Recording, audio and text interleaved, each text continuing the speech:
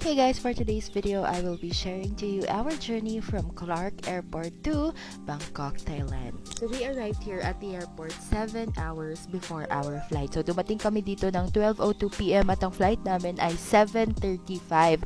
Dahil nga inisip namin December 31, maraming tao at mahaba ang pila. Pero tingnan nyo naman, walang tao. And kudos to Clark Airport dahil malinis at bago yung kanilang mga amenities.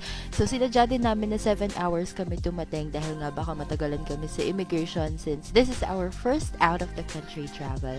And we came here 7 hours, so dito na rin kami nag-lunch and these are our lunch. Tapos maaga din kami nag-weigh ng mga baggages namin and pag-weigh nga namin nag-exceed kami sa limit.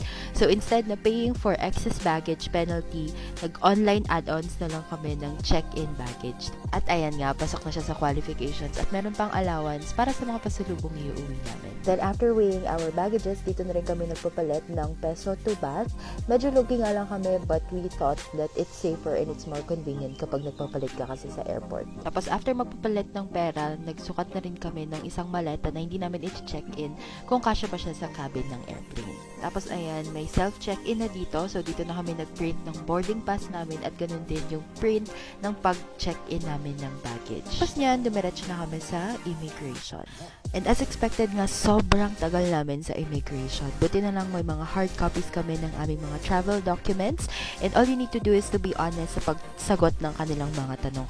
At ayan na nga, nakalagpas na kami sa immigration yan. Kaya nagminaganda na ako dyan. Ayan. And makikita nyo, wala talagang tao ngayon dahil nga holiday. So maganda pala mag-travel ng ganitong araw.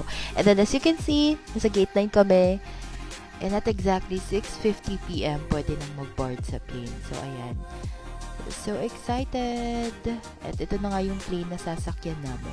Ayan, at dito na nga nawala yung kaba namin pagpasok namin sa airplane dahil nga sure na kaming makakapunta kami sa Bangkok, Thailand. At ito nga isa, tanggal ang angas dahil sa turbulence ng airplane. Siyempre, right after the turbulence, ayan agad yung tinignan ko kung ano bang pwedeng makain while on the plane.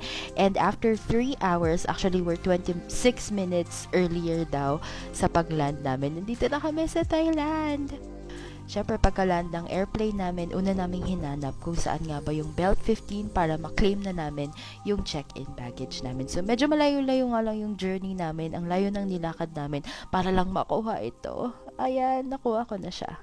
Then, right after ko makuha itong check-in baggage, hinanap naman namin yung 4th floor para kunin namin yung SIM na binook namin sa Klook. Ayan. Tapos sila na rin yung nag-set up sa phone ko, kaya hindi ko na na-video. Paglabas namin sa airport, dumiretso naman kami sa binook namin na hostel kung saan mag-stay kami for 3 nights before the summit. However, nagkaroon ng malaking problema. Dahil nga New Year, wala yung tao na mag-check-in dapat sa amin. And wala na kaming ibang options na makahanap ng ibang hotel dahil nga fully booked because it's a holiday. So we don't have any choice but to stay sa Burger King at doon na kami nagpaumaga. Hanggang pagsapit ng 9 AM, hanap kami ng hotel. This is the Happyland Mansion and praise God dahil pwedeng mag-early check-in.